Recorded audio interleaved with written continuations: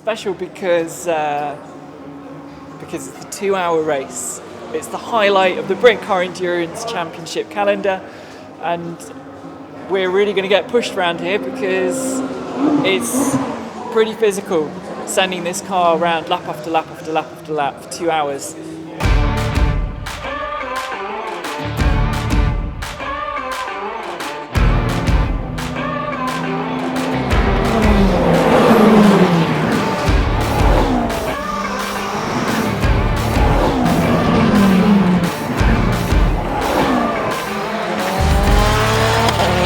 Silverstone in round 4 of the Praga Class within Britcar Endurance. It's great to be back. I mean, it's the home of British motorsport.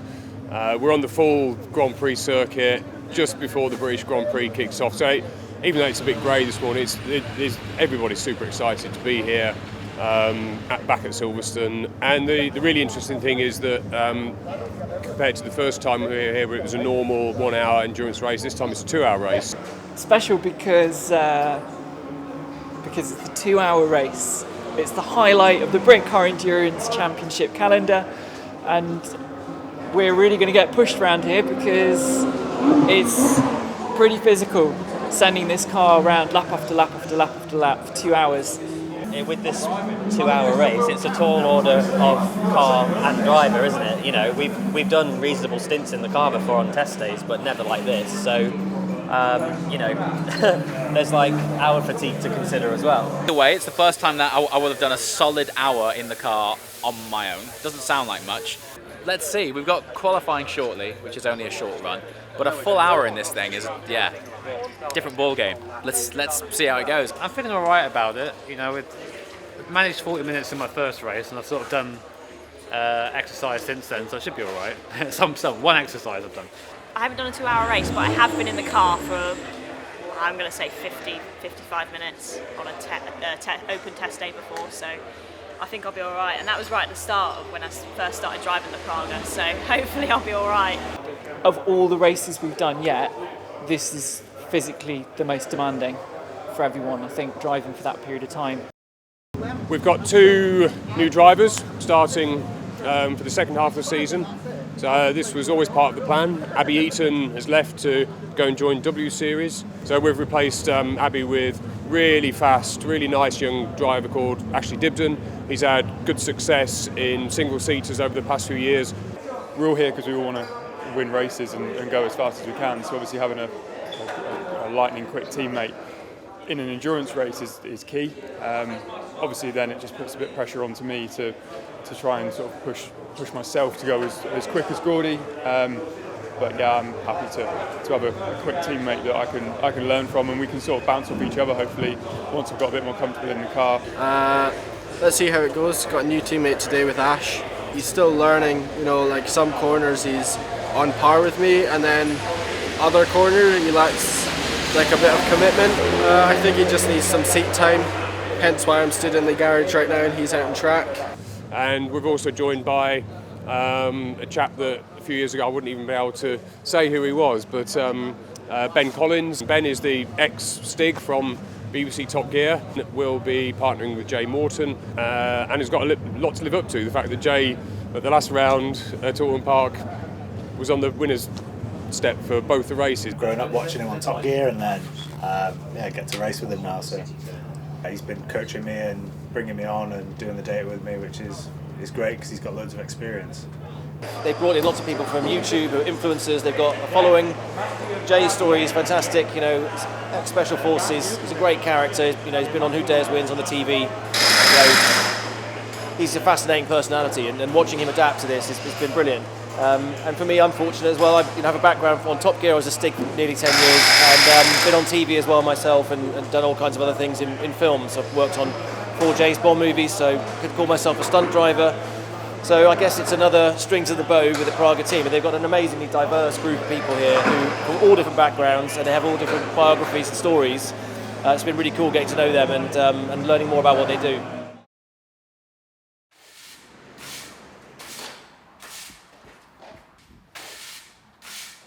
We're at Praga Class UK on the Thursday before we go to Silverstone for the 2-hour race.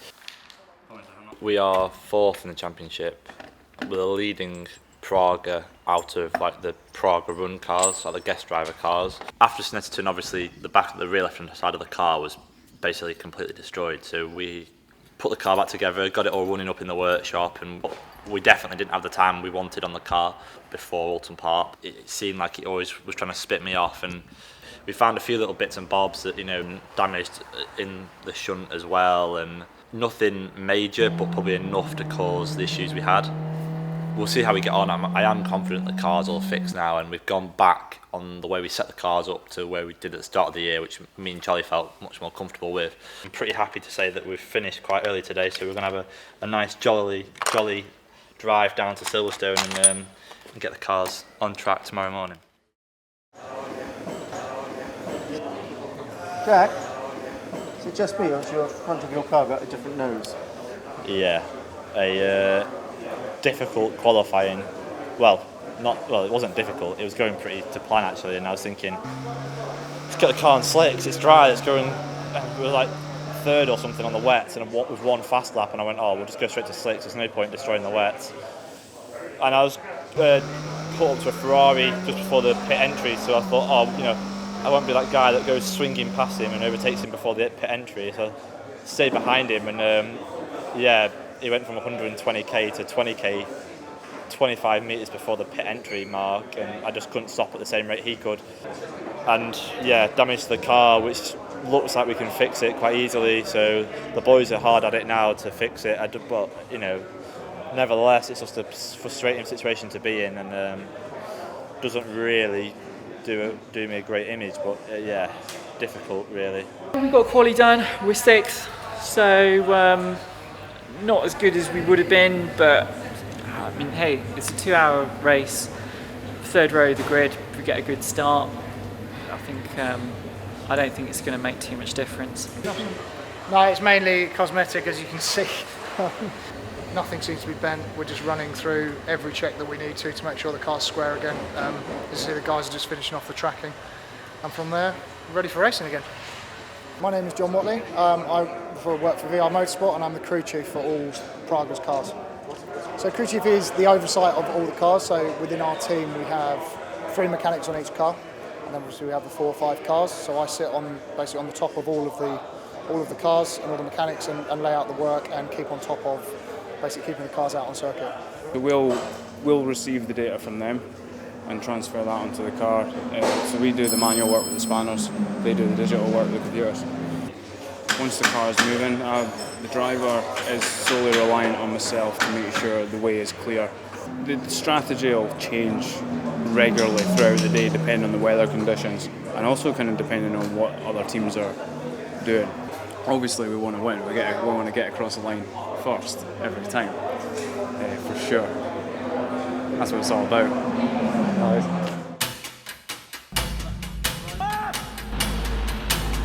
Hello and welcome to the Britcar 2 Hours of Silverstone, where the front 4 rows are locked out by Praga R1s, led by Gordy Much and new teammate Ashley Tipton. This is going to be a hell of a race. Here we go.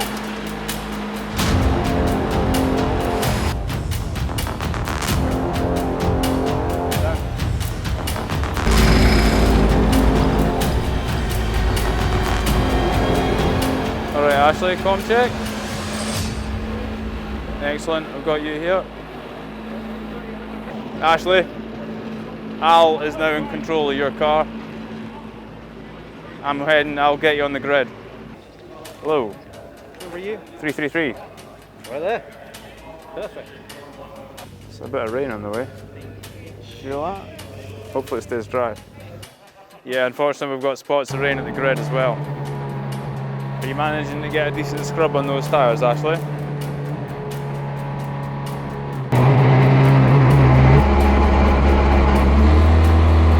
Yeah, I've got eyes on you there.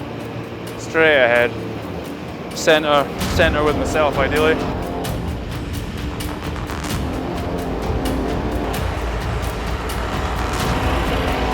Okay, ideal. Set on the brake at that. Drivers set for 2 grueling hours around Silverstone circuit, and off they go.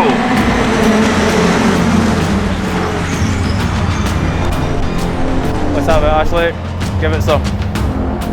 Ashley Dibden doing a superb job at his first race at the wheel of the Praga R1, and he is catching up with P1 at the moment.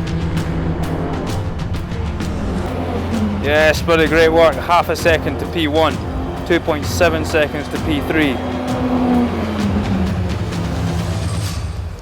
According to the current forecast, this won't affect us. We won't be changing to wet tyres. Stick with it, bud. You're doing great, man. Great.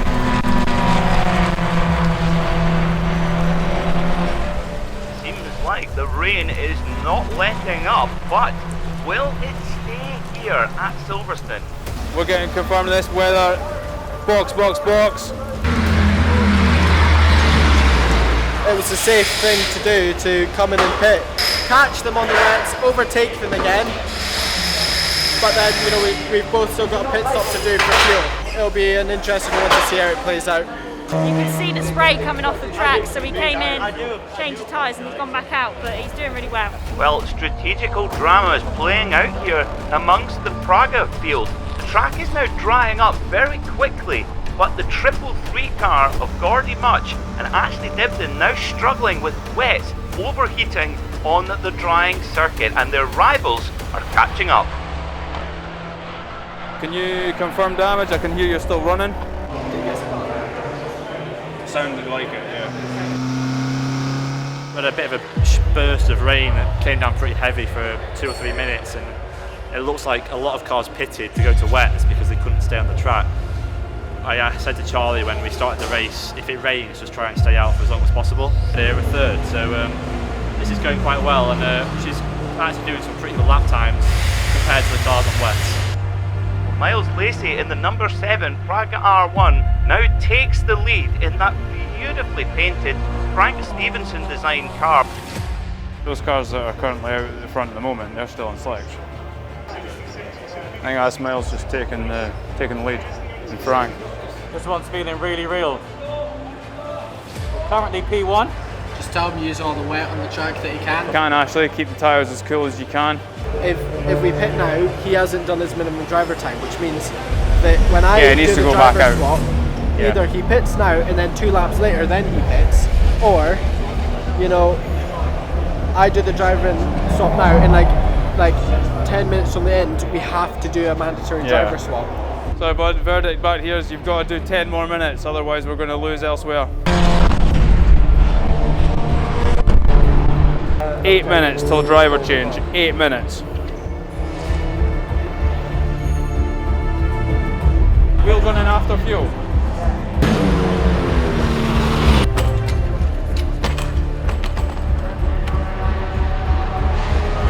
Got into the lead, which is what we wanted to do. Obviously then the rain came in, it was raining quite hard at the back first and then sort of stopped and obviously moved this way. And obviously we made a call to come in and put wets on, which for the conditions of the time were probably right, but for the length of stint obviously it's dried a lot quicker than anyone sort of imagined. So it's like driving around with jelly. Hard conditions, man, well done. Yeah, no. Clear, clear, clear.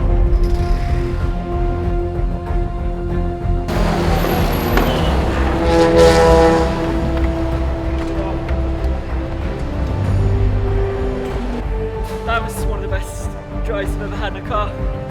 It's always nervous getting into a race car, but when your teammate has currently got it in P1 and he's handing you the reins to maintain it there, woo! Absolutely insane, man. You get tired halfway through, but don't do qualifying laps all the way through. Mate! I'm fucking knackered. That's what's going on. P1, baby. It wasn't the right call, and we're down 3 laps down. We had a good chance today, and that killed it. Gem's out now, she's doing decent times, but really we're out of it. The change to wet tyres for the 87 car of Jimmy Broadbent and Jem Hepworth not going to plan, and clearly Jimmy Broadbent not happy with the call, but back out on circuit, Much now at the wheel of the 333, and as usual the Scotsman laying down some quick laps. Drive through penalty. drive-through penalty. He needs to do it within 3 laps. Drive-through penalty, Gordy. Drive-through penalty. It's got to be done within the next 3 laps. Overtaken under yellow flag. Absolutely brutal fortune for Gordy Much and Ashley Dibden, a drive-through penalty for overtaking under yellow flag conditions. 3-3-3, drive-through penalty, again. Gordy, we're going to have to do another drive-through penalty. We're too fast in the pit lane. Well, that's one every day, isn't it? Well, a big problem. While serving a drive-through penalty, Gordy Much, speeding in pit lane, earns yet another trip through the lengthy pit lane here at Silverstone. It has not been a good day for the 333 crew.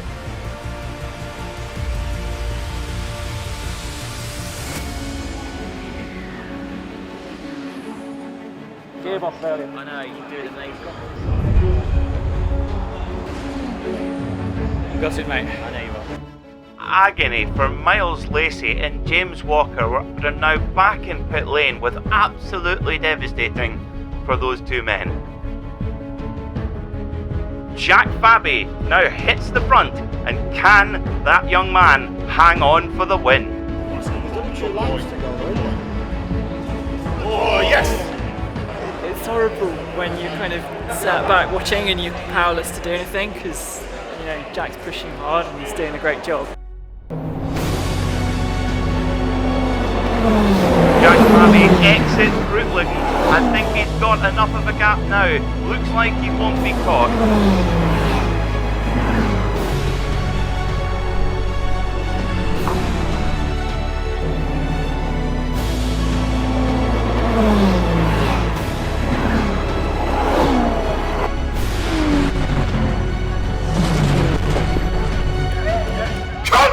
Charlie Martin and Jack Fabi win the Britcar 2 Hours of Silverstone. We needed that, mate. Well done, son. We won! Bloody hell! Amazing. Well done. Bloody hell. Wow. That was the hardest race I think I've done in my life.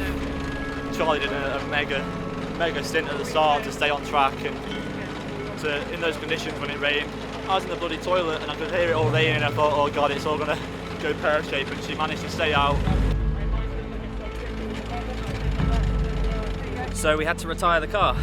So not quite how we saw it ending, but if nothing else, you know, I think we've proven that with the equipment underneath us, we can do a good job. Well done, brother. Yeah, 5th, I think, or 6th.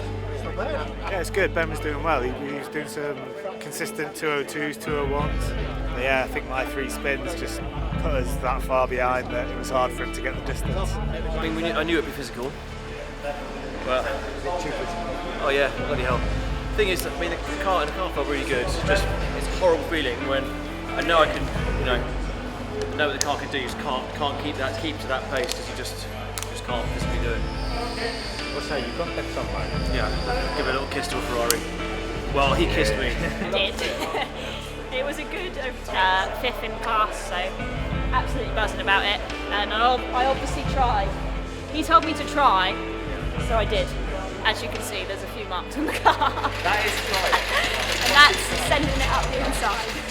A difficult race, but oh my god, so rewarding, especially after what happened in qualifying. You know, a bit of redemption, and yeah, let's start the second half of the season like this. I'm happy.